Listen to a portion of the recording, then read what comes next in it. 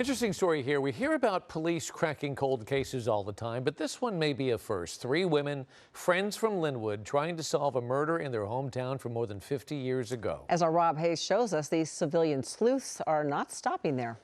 A lot can happen over 55 years, but in Lynwood, sadly, nothing has happened when it comes to the violent end of Jan Marsh's teenage life.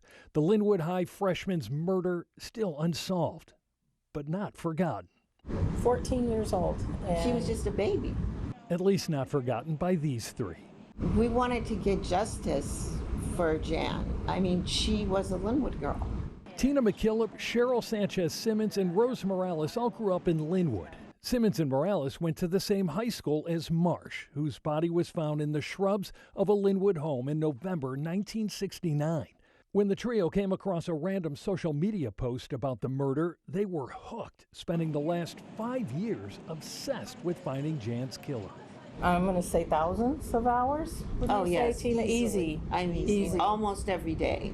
During that time, the women have interviewed detectives who worked the case, possible witnesses, and have pored over countless police and medical examiner reports. They've pieced together a suspect map and collected more than 200 hours of Zoom interviews. We're going to just keep digging and digging and digging. We will never stop. We will never stop. One thing the women say they really need is a little help from the LA County Sheriff's Department. More specifically, access to Jan's murder file. If the LA County Sheriffs would let us look at Jan Marsh's murder book, which, by the way, we have seen, it's like this tall, but we couldn't look at it. Since the sleuths locked onto the Marsh case, they've also started investigating two other Lynwood murder cases from around the same era. But it's Jan's murder that still haunts them, especially since Jan's mother passed away a few years ago.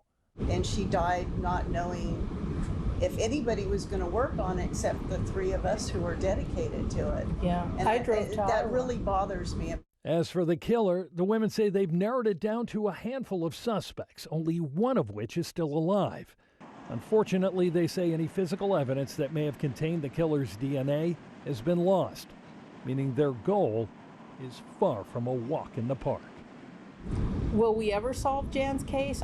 We're going to try really hard, but without the cooperation of law enforcement, it's very difficult.